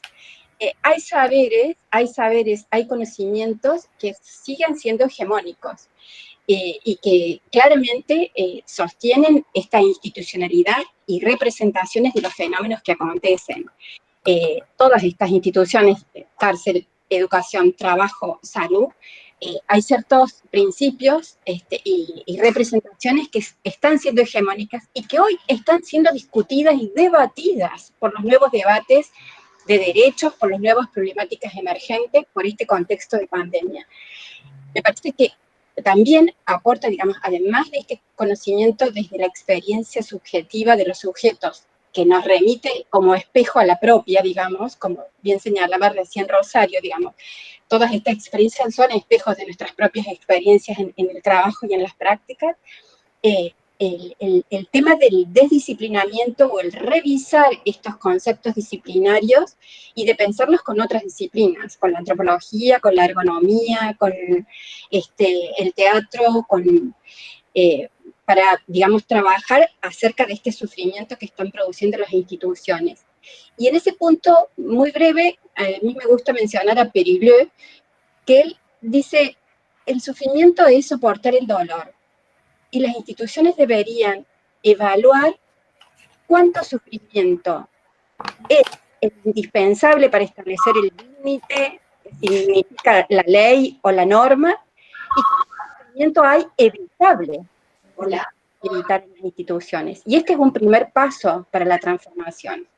¿Qué sufrimientos se pueden evitar? De hecho, en la cárcel nosotros lo hemos visto mucho, que hay un castigo, hay una punición, hay un encierro, pero hay un montón de sufrimiento degradante que es absolutamente evitable. Sí. Gracias. Matilde, no sé si vas a hablar. Tendrías que quitarte el silenciado del micrófono. ¿Tienes el micrófono silenciado? A ver si puedes. Bueno, saludar y efectivamente cada uno desde nuestros ámbitos de intervención. Por cuestiones dichas, efectivamente estamos viviendo, algunos ya le denominan, ¿no?, el momento de la desinstitucionalización. Hemos conocido tiempos más bondadosos para este término, ¿no? Y recuerdo, por ejemplo, pues todo el movimiento antipsiquiátrico, ¿no?, que la desinstitucionalización se sentía vinculada a precisamente el cuestionamiento de instituciones cerradas, ¿no? Y bueno, pues la apertura de las cárceles reales, ¿no?, en muy distintos lugares, en lugares supuestamente de educación, en lugares de supuesta atención a la salud, etcétera, ¿no? Entonces estamos en un momento distinto, como tantas palabras flexibles y tan manipulables, ¿no?, como en este caso, como en otros casos también la flexibilidad, ¿no? Cada vez que se habla de flexibilidad, unos se ponen a temblar y otros aplauden, ¿no? Después de unas reuniones de las agentes de trabajo y tal. Siempre que hay una reunión cuando se habla de los derechos o de los límites a los derechos de los trabajadores, cuando sale alguien diciendo no, se ha flexibilizado, hay quien se pone a temblar y quien aplaude. Pero como Ana Correa apunta, ¿no?, de alguna manera quiero pensar que no vamos a pensar también en el punto positivo que significa este cuestionamiento de las instituciones, ¿no? Quizá estamos en buen momento, quizá estemos en buen momento para trabajar estas cosas desde dentro, pero también teniendo en cuenta esa mirada estructural que no puede faltar, esa mirada estructural. Y a mí es lo que me atrae de esta propuesta, sobre todo en la práctica, ¿no?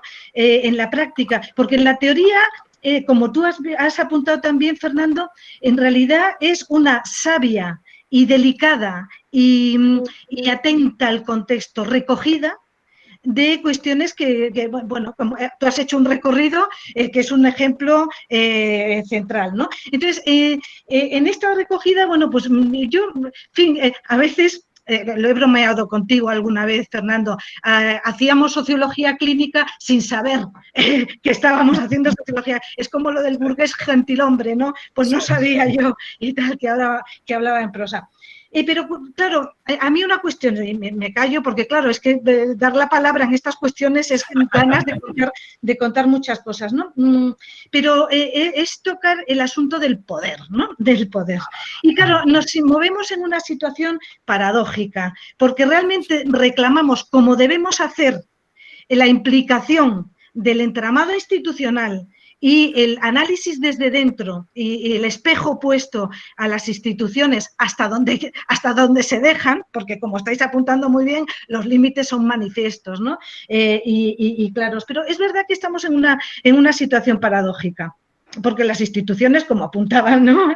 Pues efectivamente se defienden y tal. ¿Cómo voy a permitir o cómo voy a admitir a priori que tengo problemas aquí? Porque además, tú sabes muy bien, Fernando, que el malestar no es siempre, muchas veces no se evidencia, ¿no? Es decir, ¿qué nivel de malestar tenemos que soportar? Es que lo soportamos, por el mismo hecho de cómo están construidas las organizaciones, por el mismo hecho de, por eso digo, no podemos perder de vista sé que no lo perdemos, pero tenemos que tenerlo muy presente. La mirada estructural. Yo, con perdón, lo digo también hace mucho tiempo, cuanto más posmoderno me encuentro, más institucional, vamos, más estructuralista y que no se entienda mal y que más estructuralista me vuelvo. Porque realmente, si no, tendríamos la mirada muy corta si no supiéramos, tenemos obligación de conocer las determinaciones tan brutales. Entonces, ¿qué podemos hacer? Yo muchas veces digo, mira, me parece muy importante, para mí también incluso es un poco liberador, si quieres, es agarrarte a decir, tener conciencia de los límites de mi trabajo, tener conciencia de los límites de trabajo, de las posibilidades, modestamente, ojalá, qué bien cuando ves algo, ¿no?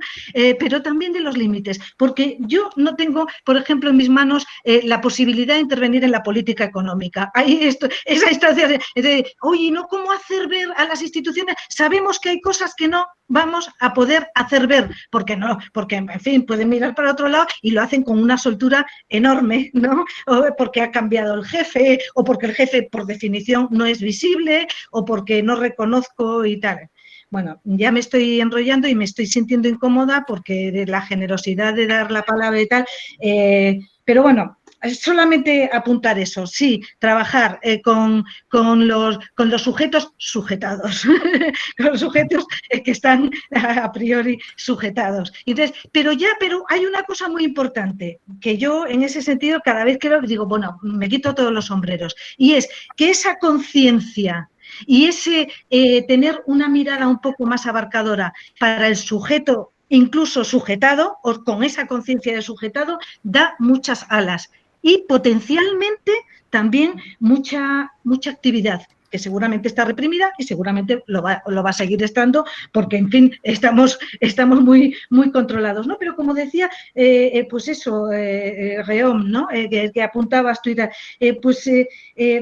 un poco, no es que estemos otorgando, no otorgamos nada. Eso, la emancipación y tal, no viene porque nosotros, pero es verdad que el conocimiento del medio, ¿no? El ponerse también a hablar y a pensar sobre esas determinaciones, a veces muy inmediatas y a veces más lejanas, pues nos viene bien a todo el mundo. Y a partir de ahí, pues ojalá, ¿no? Perdón, tiendo a enrollarme. Ya está. Ya está.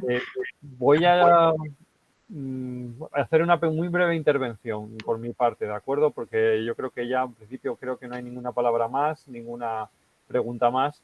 Y sí que quería pedirle a Fernando, quizá para terminar, hacer un ejercicio un poco de bajar más al terreno. Hemos hecho un debate muy interesante sobre la institucionalización, sobre el poder, sobre las dificultades de tener impacto en nuestras intervenciones, pero quizá yo creo que, sobre todo de cara a los estudiantes, a mí se me queda un poquito sin especificar suficiente el cómo se realizan estos tipos de intervenciones desde la sociología clínica, es decir, cómo se contacta con los interesados, ¿no?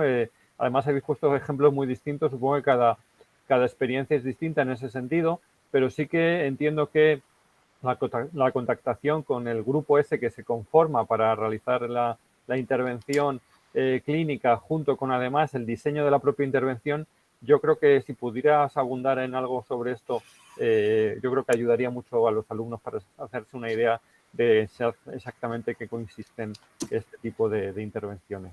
Muchas gracias. Gracias, Juan Carlos, y me alegro de esta pregunta que efectivamente nos lleva también a la base sobre la que se construye todo, ¿no? Todo está conectado, pero pienso que la mayor originalidad de la sociología clínica está en la base, en el acercamiento a la subjetividad. ¿Cómo se hace ese acercamiento? En el máster que yo hice en París había una asignatura que se llamaba Demanda y Comanda, que se dedicaba a analizar justamente esto. ¿Quién es la demanda? ¿Quién es la comanda? A la demanda le llamaban el sujeto, el individuo, el grupo, el trabajador, la persona privada de libertad, la mujer maltratada. Esa es la demanda, es quien tiene realmente la necesidad. Sin embargo, no llegamos directamente a la demanda. Entre medias está la comanda. La comanda es la directiva. La comanda es el jefe de la empresa, el director de recursos humanos, el director de formación. La comanda es también la institución carcelaria. La comanda es la entidad que tiene que aprobar que tú hagas estos talleres. En el ejemplo que yo he puesto, ¿quién era la comanda? El decano del colegio de sociólogos, el colegio que autorizara convocar a los sociólogos en desempleo para hacer estos talleres. Esa pregunta de Juan Carlos es muy importante y los estudiantes tienen que visualizar que para llegar a ayudar a la persona que lo necesita, hay una institución. A partir de ahí, en esa asignatura y en las experiencias particulares que hemos ido poniendo, cada caso es un mundo distinto. Una primera respuesta, que es muy habitual en nuestro campo, es la siguiente.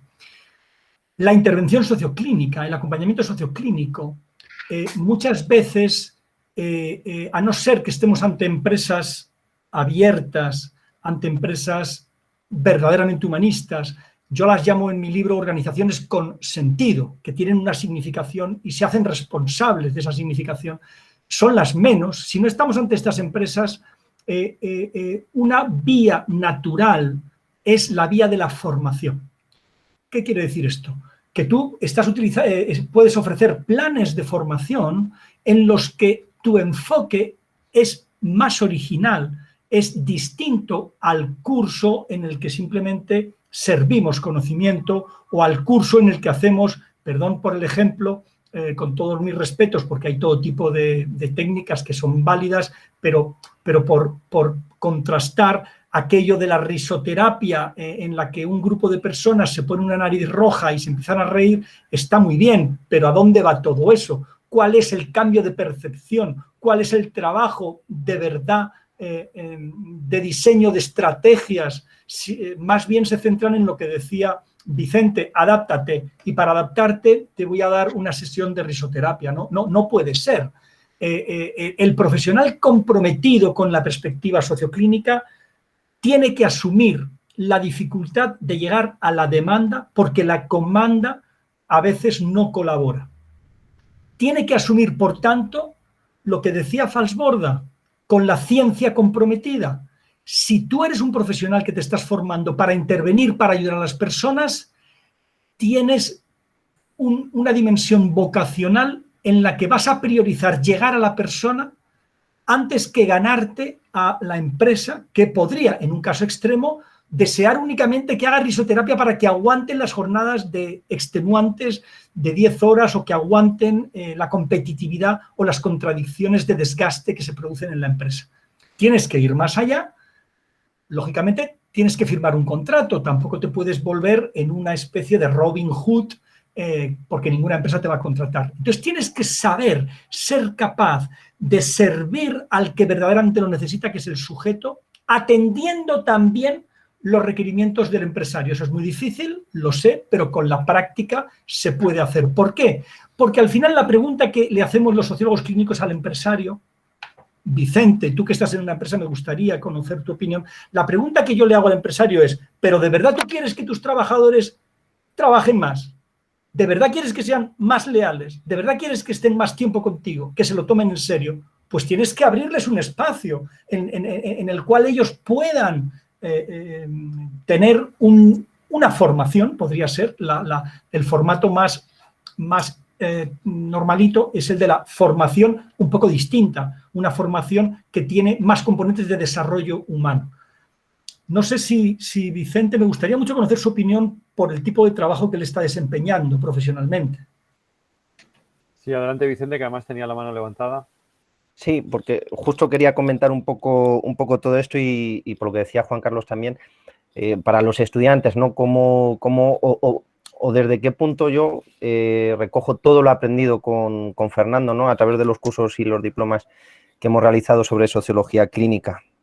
Pues bueno, al final es entender que el trabajador, ¿no? Por ejemplo, ¿no? En mi ámbito, se enfrenta a una situación, ¿no? Primero, el sujeto, ¿no? Por así decirlo, esa subjetividad, llega a una zona, ¿no? A un espacio donde hay una estructura generada y, por lo tanto, el análisis, ¿no? O lo que te permite, las herramientas que permite la sociología clínica es conocer a esa estructura y, por otro lado, también la parte más subjetiva de cómo se desarrolla esa parte, esa mochila que trae el trabajador, ¿no?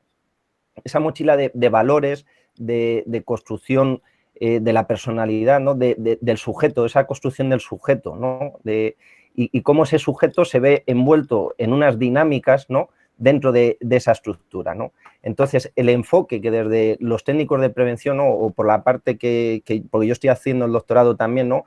Y lo estoy haciendo con este enfoque, ¿no? Sobre análisis, lo estoy haciendo con Alicia sobre el análisis de estos riesgos, ¿no? O dándole otro enfoque, ¿no? De lo que venía hablando antes. Al final es conocer el comportamiento, ¿no? Porque son personas, como digo yo, una organización son personas haciendo cosas, ¿no? Y hay una acción social detrás.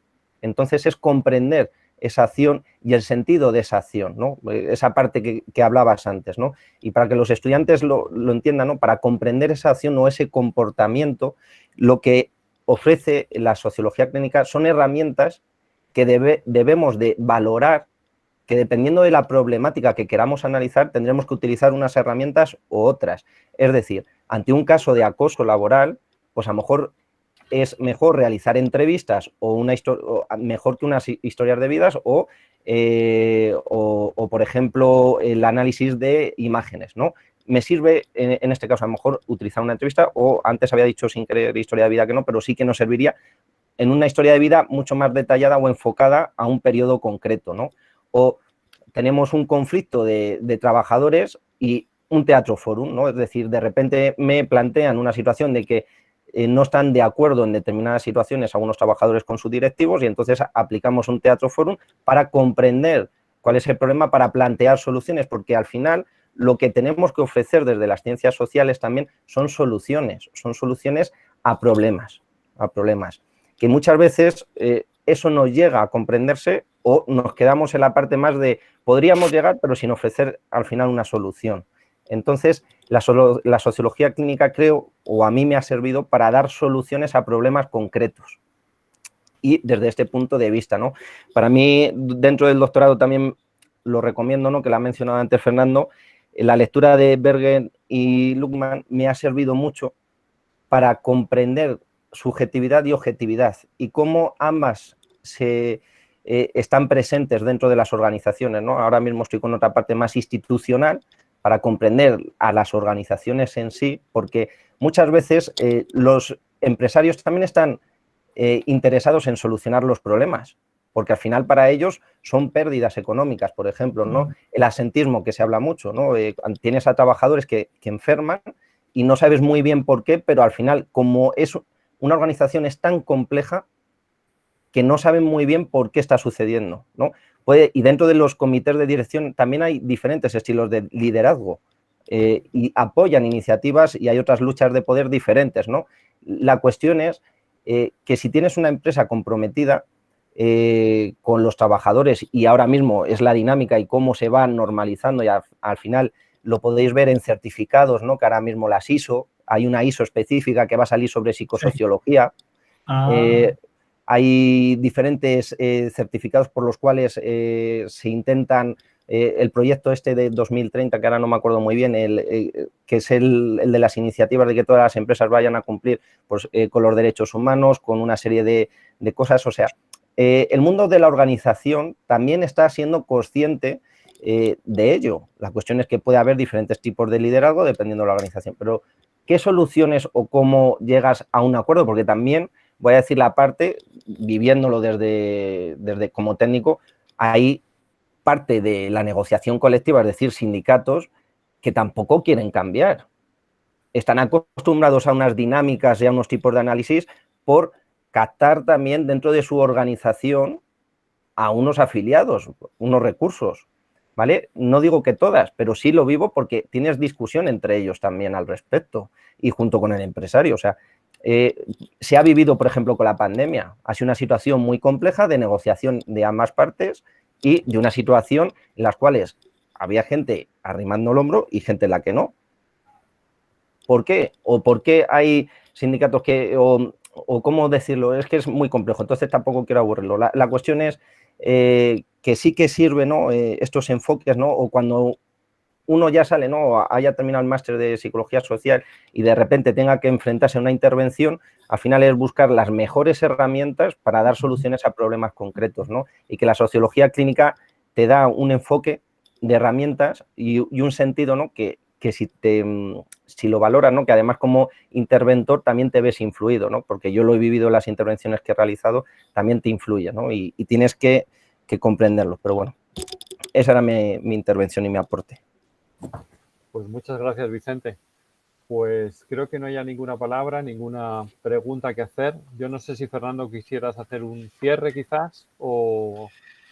Bueno, sí, quisiera darle las gracias de nuevo a la Universidad Complutense y al Máster de Psicología Social, a sus estudiantes que son los que nos convocan aquí, pero también de manera muy especial a las profesoras, a los profesores que se han reunido tan amablemente en torno a esta convocatoria que ha sido iniciativa del profesor Juan Carlos Revilla y que ha dado un enriquecimiento y ha dado un debate